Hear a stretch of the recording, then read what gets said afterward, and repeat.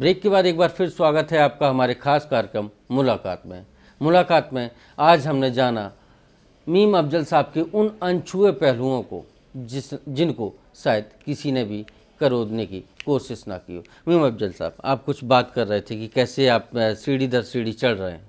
बस मैं ये बता रहा था कि 96 में मैंने इलेक्शन लड़ा, जनता दल में बहुत ज़्यादा टूट फूट हो गई, मैं लालू जी के साथ रहा और लेकिन 2000 में मैंने तय किया और ये मशवरा जो था इसमें प्रेसिडेंट नारायण साहब से मेरे बड़े अच्छे मरासिम थे। जब वो राज्यसभा के चेयरमैन थे और वाइस प्रेसिडेंट थे तो अक्सर मैं उनके पास जाता था। वो मेरे बैकग्राउंड से, मेरी परफॉर्मेंस से पार्लियामेंट में काफ़ी मुतासिर थे।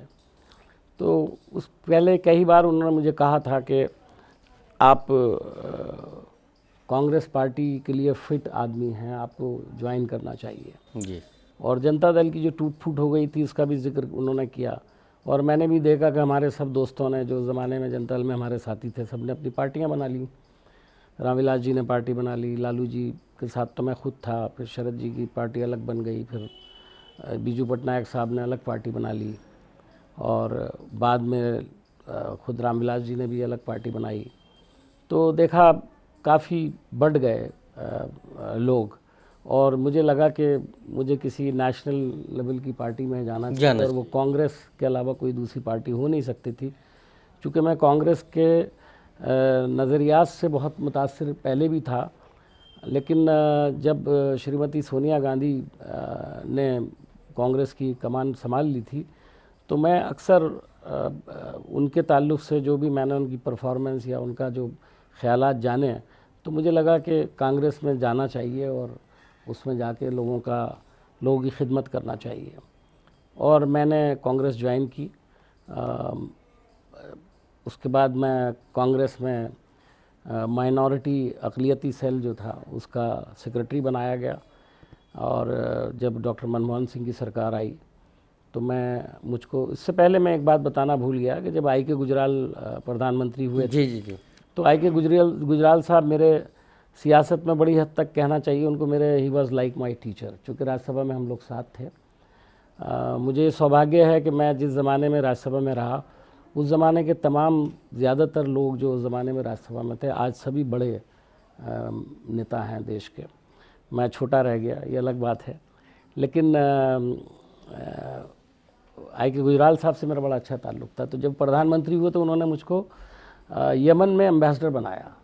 जब उन्होंने मुझे यमन में एम्बेसडर बनाया तो मैंने उनसे कहा कि आप मुझे क्यों एम्बेसडर बना रहे हैं, मैं आईएफएस नहीं सोच भी नहीं सकता था कि मैं आईएफएस क्लियर कर सकता हूँ या आईएएस बन सकता हूँ, क्योंकि मैं मीडियोकर था। यानी मैं तालीम के मामले में जो हूँ मैं मीडियोकर रहा हूँ, मैं फर्स्ट वाला स्टूडेंट नहीं था। जी। लेकिन उन्होंने पता नहीं मुझे क्या देखा, वो कहते थे नहीं आप बड़े अच्छे एम्बेसडर साबित हो गए, मुझे मालूम है, सारी किस्मत के खेल है। हाँ, लेकिन उस वक्त हुआ ये कि मेरा अपॉइंटमेंट हो गया और मैं यमन जाने वाला था तो सरकार गिर गई और उसके बाद अटल जी की सरकार आ गई। मैं ये पहली बार बताना चाहता हूँ कि अटल जी का पैगाम मेरे पास आया और उन्होंने कहा कि हम आपको भेजना चाहते हैं।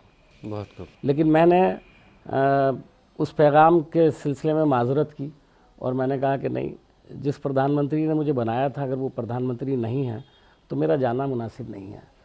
और ये कहकर मैंने उससे माजरत कर ली। 10 महीने के बाद ही वहाँ किसी की पूर्ति की गई, किसी दूसरे एम्बेसडर को बना कर भेजा गया। तो चूँकि अटल जी मुझे बहुत अच्छी तरह से जानते थे और मैं राज्यसभा में उनके साथ काम भी किया है। उसके बाद जब मैं कांग्रेस में आया तो डॉक्टर मनमोहन सिंह जी को और सोनिया जी को शायद ये बात किसी ने बताई होगी, तो मुझे फिर कहा गया कि आप एम्बेसडर बनकर जाइए और मुझको अंगोला का एम्बेसडर बनाया गया, जहां मैं 2 दूसरे कंट्रीज़ थे, गबोन और कॉन्गो, उनका भी एम्बेसडर था। चूँकि वहाँ हमारी एम्बेसी नहीं थी तो 3 कंट्रीज़ का मैं एक साथ देखा करता था। उसके बाद वहीं से मुझे प्रणब मुखर्जी साहब जब फॉरेन मिनिस्टर हुए तो उन्होंने मुझे मेरी परफॉर्मेंस को देख कर, मेरे काम को देखकर मुझे वहाँ से तुर्कमेनिस्तान भेजा। उसके पीछे 2 वजह थी। एक तो बुनियादी वजह ये थी कि मैंने अंगोला के अंदर ऑयल सेक्टर में काफ़ी अच्छा काम किया था और उससे पहले हमारे अंगोला के साथ जो रिश्ते थे वो बस वाजिबी से थे जी। और अंगोला में सोनिया जी और राहुल जी एक बार जा भी चुके थे, तभी से थोड़ा हमारा रिश्ता बेहतर हुआ था। और उसके बाद फिर जब मैं गया तो मैंने सारा पुराने रिश्तों को थोड़ा रिवाइव। अफजल साहब, अगर हम बात करें मौजूदा स्थितियों की, तो जनता परिवार को लेकर के आपकी क्या राय है? देखिए, जनता परिवार अगर इकट्ठा होता है तो देखिए सेकुलर ताकतों का इकट्ठा होना हमेशा मुल्क के लिए अच्छा हुआ, लेकिन एक ज़माना था नहीं, सेकुलर ताकतों की बात कर रहे हैं आप। अगर सेकुलर ताकतों की बात करें और दागी नेताओं की बात करें तो कोई भी जनता परिवार में कोई भी ऐसा कद्दावर नेता नहीं है जिसके ऊपर दाग ना लगा हो, चाहे वो लालू जी हों, चाहे वो मुलायम जी हों, या फिर अदरवाइज कोई भी हो। देखिए, सियासत और दाग साथ साथ चलता है बहुत। और मुझे नहीं लगता कि आप इसमें बहुत ज़्यादा डिमार्केशन कर सकते हैं। आपने देखा डॉक्टर मनमोहन सिंह की ईमानदारी की चर्चा इस देश में नहीं सारी दुनिया में होती है। लोगों ने उन पर भी दाग लगाने की कोशिश की, उनको भी कोर्ट से नोटिस आया है, उनके बारे में भी कहा गया कि उन्होंने करप्शन किया है, जिसको कोई आम जो इंसान बोलना नहीं जानता हो और वो उसके ऊपर करप्शन बोलना वो बहुत अच्छी तरह से जानते हैं, फिर बोलते क्यों? कम बोलते हैं, कम बोलते हैं। देखिए, बेहतर है कम बोलना, ज़्यादा बेहतर है बनिस्बत इसके आप बोलें तो रुके ही नहीं। जैसे आजकल हमारे प्रधानमंत्री बोलना शुरू करते हैं तो कांग्रेस ने हमेशा गरीबों के लिए राजनीति की है, गरीबों को उठाने के लिए राजनीति की है, लेकिन इस देश से गरीबी खत्म नहीं हुई, लेकिन गरीब खत्म जरूर होते जा रहे हैं। क्या कहना है इस बारे में आप? नहीं, मैं नहीं मानता हूं कि गरीब खत्म हो रहा है। और गरीबी, देखिए, मैं पार्लियामेंट में रहा हूं और 1990 के अंदर हमारे यहाँ क्या पोजीशन थी उसका मैं आज अगर मुकाबला करता हूँ तो जो डॉक्टर मनमोहन सिंह की इकोनॉमिक पॉलिसी थी, और एक ज़माने में मैं उस इकोनॉमिक पॉलिसी के ख़ुद भी ख़िलाफ़ था, चूँकि हम कहते थे मल्टीनेशनल्स आएंगे तो देश में तरक्की नहीं होगी, हमारी इंडस्ट्रीज़ बंद हो जाएंगी, सब होगा। लेकिन बाद में मैंने ये रियलाइज़ किया कि देश में तरक्की की जो हवा चली है वो 1991 के बाद ही चली है, जब नई इकोनॉमिक पॉलिसी आई, लाइसेंस राज फ्री किया गया। उस ज़माने में सब लाइसेंस बहुत सारी चीज़ें ऐसी थी जिन पर आप सवालात उठा सकते थे और जिस पर आप ऑब्जेक्शन करते थे। वो सब चीज़ें डॉक्टर मनमोहन सिंह की पॉलिसीज़ के नतीजे में आहिस्ता आहिस्ता ख़त्म हुई और वो पॉलिसी आने के बाद देश में जो तरक्की हुई है, आज जो आप देखते हैं कि नौजवान नस्ल, आम लोगों के पास जो पैसे की थोड़ी बहुत फरावानी नज़र आती है, यकीनन गुर्बत है अपनी जगह पर, लेकिन आज देहातों तक में आप जाकर देखिए लोग कितनी तरक्की कर चुके हैं। ऐसा नहीं है कि खाली ये कांग्रेस के कारण, मैं समझता हूँ पूरे देश ने इसमें एक अहम रोल अदा किया है।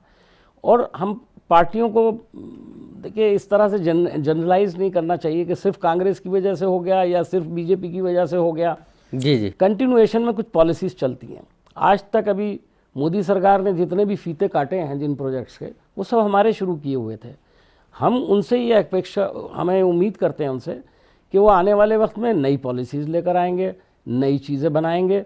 मुमकिन है कल वो सरकार में ना रहें, कोई और सरकार आए, वो फीता काटे। ये कंटिन्यूएशन में प्रोसेस है। कांग्रेस ने इतने सालों तक राज किया, सारी चीज़ें विकास को लेकर के सारी चीज़ें की, लेकिन एकदम से ख़त्म होना कांग्रेस का किसको? कोई नई बात नहीं है, कांग्रेस ख़त्म नहीं हुई।